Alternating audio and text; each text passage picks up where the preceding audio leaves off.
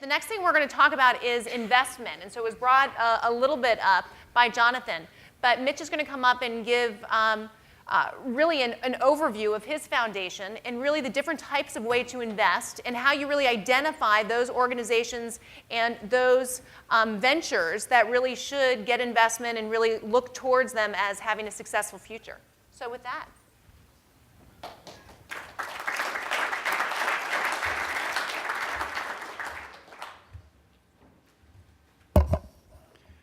So thank you. Do I have a clicker? Otherwise, it will be very boring. Or should I just say next slide, please? Okay. Either way. So thanks a lot for having me here.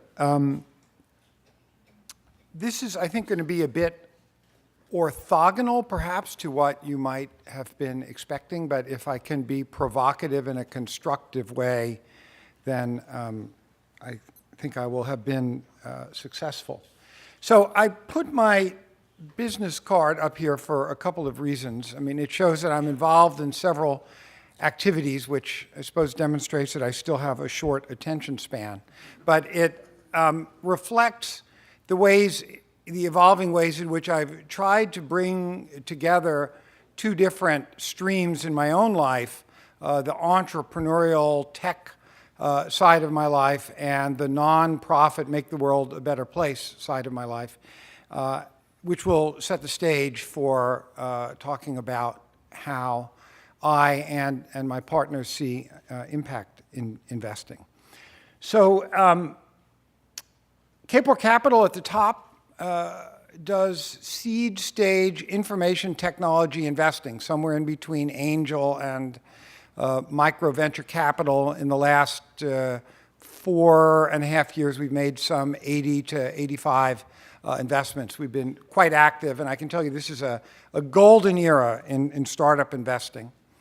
And we started out doing very general purpose kinds of things, some Twilio, Posterous, Bitly, companies you will have heard of if you're in the Silicon Valley world and that are in the process of, we think, becoming big successes.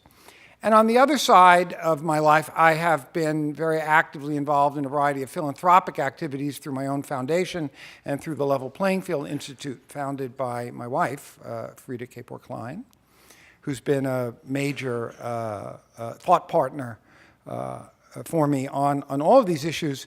And those organizations are focused on improvements in low-income communities of color domestically through programs in education, in civic engagement, in creating green jobs, in food justice.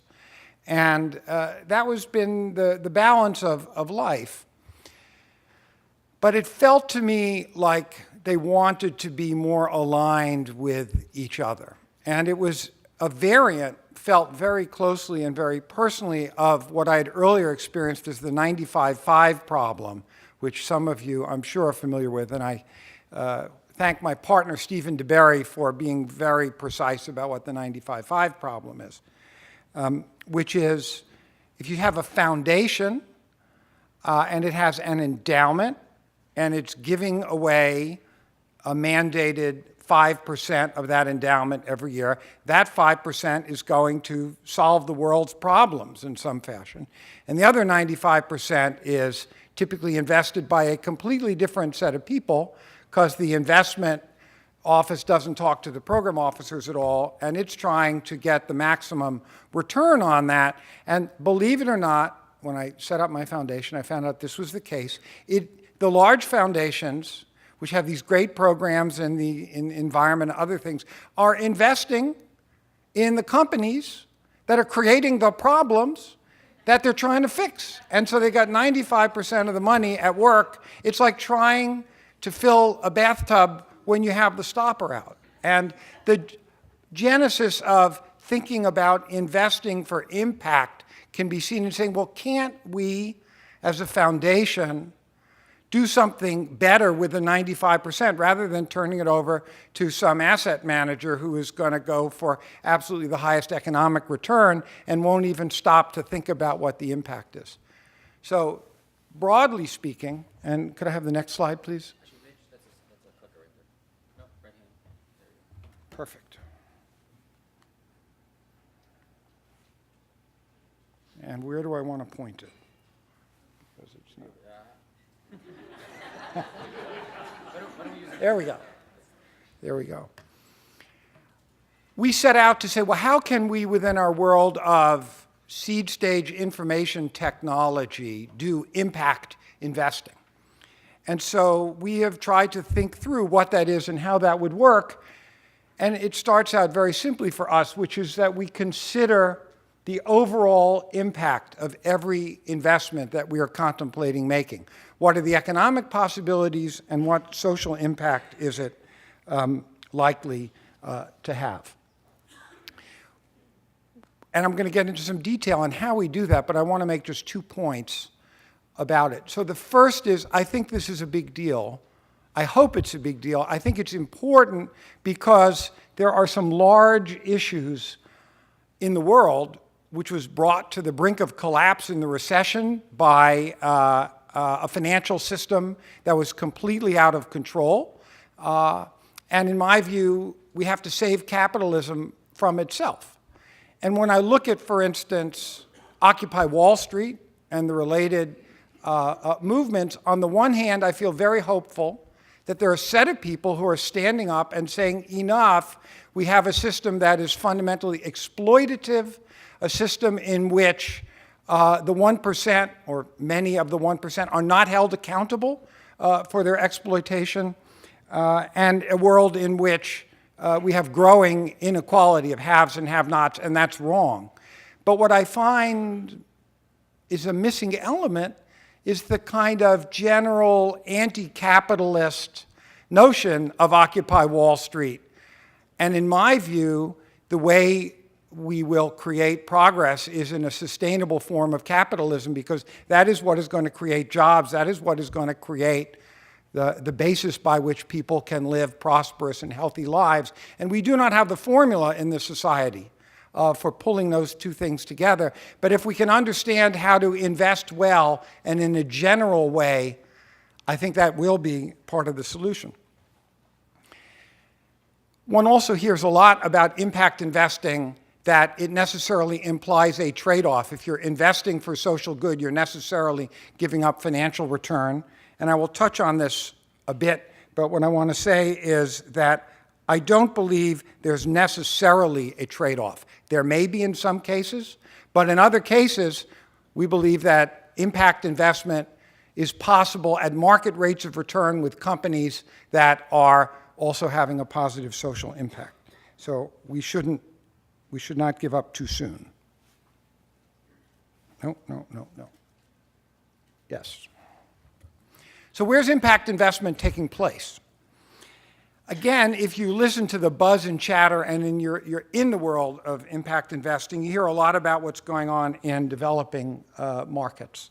You hear about investments to bring clean water or energy or advanced infrastructure to developing economies, or about microcredit or workforce development initiatives. And all of those are valuable and important. But some of the biggest opportunities and challenges are right here, relating to elimination of poverty and economic development. I mean, in short, you don't have to go to the far east to find challenges. You only have to go a little east, like across 101 to East Palo Alto or East Oakland. And so there are opportunities to have impact everywhere. So, not surprisingly, you will find me saying that I think technology has a significant role to play in driving social impact. We have these big tectonic shifts that have changed the world. Those of us who are in that business have oftentimes done very well by it. But I want to say that technology is not a panacea, and that its impacts can be positive or neutral or negative. I was horrified back in the Lotus 1-2-3 days when I was told, and accurately, that without Lotus 1-2-3 spreadsheet, the whole junk bond fiasco never could have happened, because they were all powered by lots of analysts working on spreadsheets. But at the same time, I've been fortunate to be at the forefront of a whole set of disruptive innovations, from the PC to the internet and so on, that have made remarkable innovations and progress possible. And so we think properly engaged and understood, technology can really play a transformative role in having positive impact. But I'll also tell you that to us, one thing that is neglected in discussions about impact has to do with diversity, in the following sense, that in business, it really matters who is at the table: the investors, the entrepreneurs, the advisors, and particularly if you're trying to serve or have an impact on communities that are different in their character than the one that you come from, having a broader set of people around the table and engaged in the process is really important. Because I can tell you that oftentimes it's the lived experience of individuals, and I'm largely talking about entrepreneurs here, that give them a perspective in which they will see opportunities that other people do not see, and they will come up with ideas that are beneficial. So one of the investments in our portfolio, Proven.com, founded by Pablo Fuentes, who is something which is focusing on hiring for local labor markets, like people who work in restaurants, and applying high tech to doing a kind of mashup of Craigslist and Match.com and Airbnb, but for an employment sector that's not well served by tech. Big opportunity. And I want to tell one other story very briefly. This is a woman named Pooja Sankar, who's the founder of a company called Piazza. Piazza makes a online Q&A system that's used in computer science classes and physics and anything in colleges that has problem sets. It started at Stanford and it's propagated. There's 100,000 students using it now. It has a fantastic level of student engagement where everybody can get online and learn from each other and learn from the instructor. It came out of her experience. She was one of 2 women in her class in computer science at IIT. Have to be pretty good to get there, but that's pretty lonely. And she, as a woman, was excluded from the study groups, which were all male. And there's a great deal of learning that goes on in peer-to-peer learning. It made her challenge much more difficult. And after she finished business school at Stanford, she decided to do something about that. That came from her experience to make a study system that would be inclusive. So lived experience really matters. And entrepreneurs who come from diverse backgrounds often have a kind of lived experience that gives rise to opportunities that other people aren't seeing. Okay, so practically speaking, how do we assess impact? I will tell you we are learning as we go. There's no magic formula here. We know that we need to get a lot more nuanced about it. Some things like measuring carbon footprints, if you happen to be doing that kind of work, there's been a lot of work done already, and that gives you some quantitative measures to assess the impact of a business. But when you're in the human capital dimension, meaning is this good for people or bad for people? And in what ways, I would say the basic research is still very early on. There aren't good metrics. We're still being very qualitative, and it's very much a work in progress. Now, we do a lot of startup investing in education technology and health IT, but I will tell you that the fact that something is in education doesn't mean it has positive impact. Consider all of the online higher ed companies that were enrolling students the way banks were issuing subprime mortgages. In our view, not positive social impact. Conversely, you can take businesses in very mundane categories, for instance, an e-commerce men's fashion site that we're getting involved with, and you would think, well, that's kind of neutral in terms of impact. But those businesses can have an explicit social impact focus. For instance, in the case of this company, by integrating a program that helps low-income students get clothing suitable for job interviews. And it's sort of woven into the site, and when people are on the site, they understand that part of what they're doing is helping make possible better clothing for people who need it to get ahead professionally. So, bottom line, impact assessment is difficult, and we're still beginners at it, but it's worth doing. Finally, there are some factors that we consider. We always ask ourselves about the business purpose, like, you know, what is the entrepreneur and the founding team really trying to do? And the holy grail for us is to find businesses where there's a kind of an inseparability of the economic and social impact. It's kind of a virtuous circle. So for instance, we have an entrepreneur working on a new model of higher education. It's not rolled out yet, but it will be in 2012. That is going to offer a very high quality, breakthrough, low cost college degree, widely available, that pays attention to helping students learn and graduate and where they can get good jobs. It has the potential to be huge, it has the potential to be very profitable, but it also has the potential to make college education affordable for people for whom it is simply not today. 2 more points, 2.5 points, quickly. We are particularly interested in businesses which disproportionately benefit the least advantaged segments of the population. That's kind of in our bullseye. Not everything has that. Let me give an example. We've invested in a company called Asmapolis.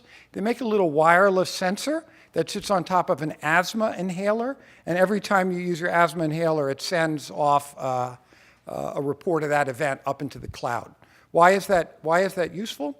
Because you can detect when people's asthma is not under control, when they're headed for a trip to the emergency room or hospital readmission. Asthma management is difficult. When people have to use pencil and paper, they almost always fail. This is a method of doing a kind of intervention that has been shown in clinical trials to make a significant difference. It reduces the cost of asthma management and produces better outcomes. And given that asthma is much more prevalent in inner cities and in low-income populations, there's a disproportional benefit to those communities if something like this is successful. And there are businesses, we think, like that, sufficient to make whole portfolios of investments in the sector we're in. So it's an exciting time. We find that having hung out our shingle, as it were, in this category, we've become a kind of magnet for entrepreneurs that are actually looking to work with investment firms that are going to help them build a big and successful business, but who are also values aligned with them in terms of their mission. We are experimenting with adding a term to our term sheet. We call it a social term sheet, which is an opportunity to agree on what the social commitment element is of the particular thing that we're going to be working together on. And so I would just conclude by saying that experiments, and I consider what we're doing to be experimental in impact investing, if they succeed, I hope will point the way to transforming investing across multiple asset classes. And just as we're following